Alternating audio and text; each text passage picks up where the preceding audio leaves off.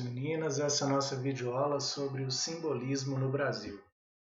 Para a gente entender o simbolismo no Brasil e entender o simbolismo no mundo, antes de qualquer coisa, a gente precisa falar de um sujeito chamado Charles Baudelaire.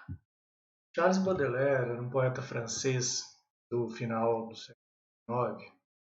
Criou, um dos mais influentes poetas do simbolismo, e ele criou a chamada teoria das correspondências.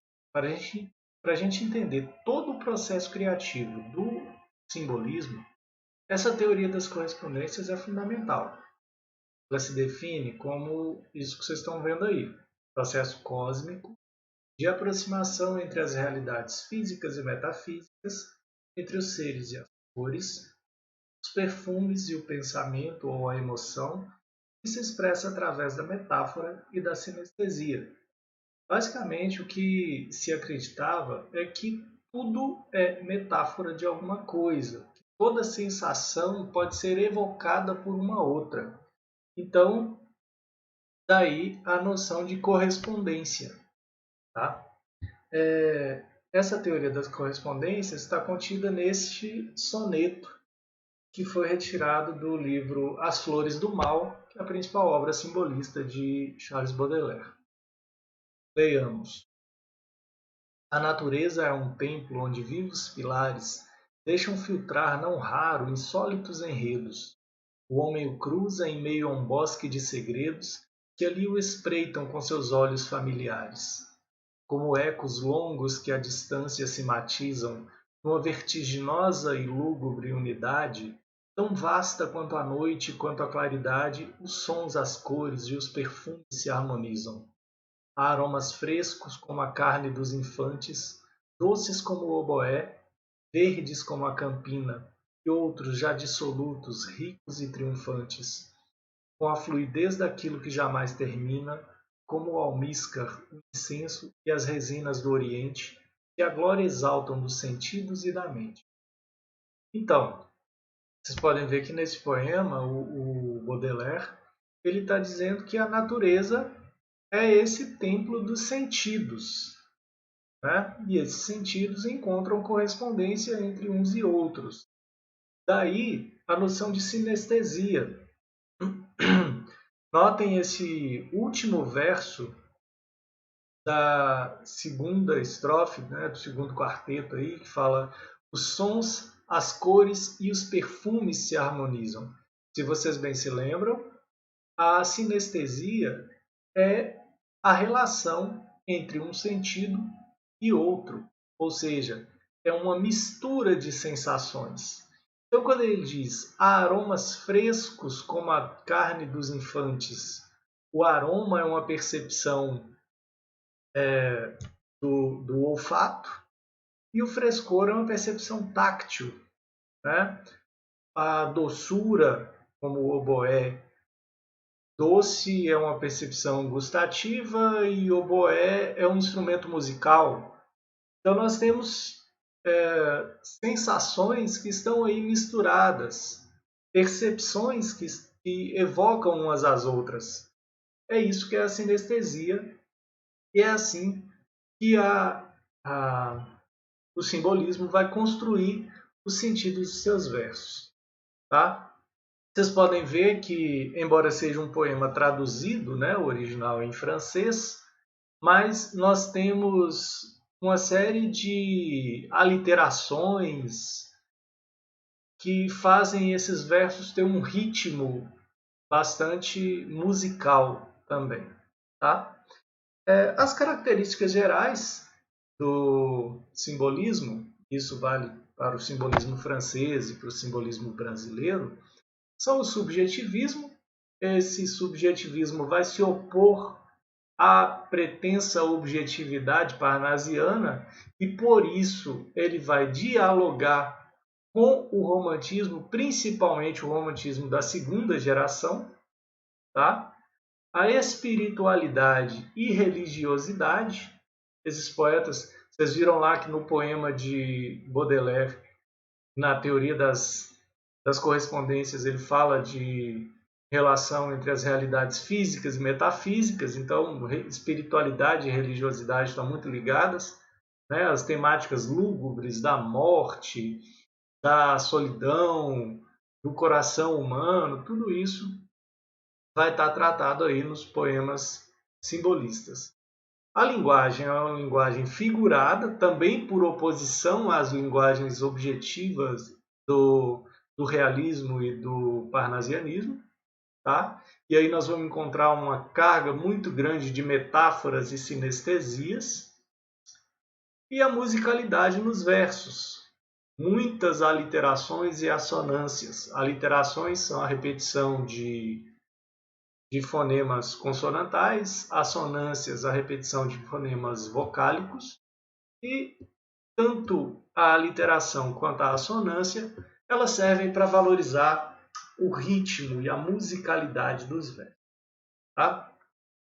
O principal poeta brasileiro do simbolismo é Cruz de Souza. Cruz de Souza, o chamado poeta do desterro, ele é um poeta que tem uma história de vida bastante triste, marcada por tragédias e sofrimento, mas é um poeta de uma sensibilidade profunda que não teve em vida o reconhecimento que merecia. Até porque, gente, como eu falei para vocês no último vídeo, o parnasianismo foi um movimento que fez muito sucesso de público. E o público leitor no Brasil era restrito. Então, dada a grande popularidade dos poetas parnasianos, os poetas simbolistas eles acabaram não encontrando tanto espaço para se divulgar, para se produzir, enfim. Então, eles não tiveram tanta popularidade quanto os poetas parnasianos. Mas o Cruz de Souza é um poeta maravilhoso, que vale muito a pena ser lido. Enfim, leiam a biografia dele também, eu disponibilizei um link com a biografia dele, e é um poeta que vale a pena conhecer. Tem um filme também do Silvio Bach, que chama Cruz de Souza, o poeta do desterro, que é baseado na vida e na obra de Cruz de Souza. Um filme muito bonito. Fica também como sugestão. Tá? Eu trouxe como exemplo da poesia de Cruz de Souza aqui o poema Cárcere das Almas.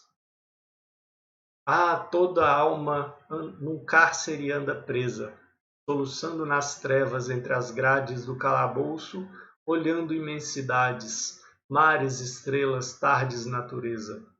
Tudo se veste de uma igual grandeza quando a alma entre grilhões as liberdades sonha e sonhando as imortalidades rasga no etéreo o espaço da pureza. Ó almas presas, mudas e fechadas, nas prisões colossais e abandonadas da dor no calabouço atroz funéreo, nesses silêncios solitários graves que o chaveiro do céu possui as chaves para abrir-vos as portas do mistério. Então, quando eu falo da correspondência entre realidade física e metafísica, ele começa dizendo que toda alma num cárcere anda presa. A prisão da alma é o corpo. Tá? Então, a percepção física é que limita essa transcendência, que ela só é alcançada pelo espaço do sonho, tá vendo? Quando a alma entre grilhões as liberdades sonha, e sonhando as imortalidades rasga no etéreo o espaço da pureza. Percebam a musicalidade desses versos. Notem que é um soneto também com versos decassílabos, mas sem o rigor excessivo dos sonetos parnasianos. Então não tem aquela prisão da forma que os parnasianos tinham, mas vai continuar predominando a forma do soneto. Tá? Enfim, outro poeta do qual vale a pena falarmos no simbolismo brasileiro é o Alfonso de Guimarães. Alfonso de Guimarães é um poeta mineiro, tá? Viveu a vida quase toda em Ouro Preto e Mariana. E vocês vão ver que o tema do soneto dele é mais ou menos o mesmo tema do poema de Cruz de Souza que nós lemos. Tá? Ai dos que vivem, se não for o sono, o sol, brilhando em pleno espaço, cai em cascatas de luz, desce do trono e beija a terra inquieta como um pai. E surge a primavera, o áureo patrono da terra é sempre o mesmo sol.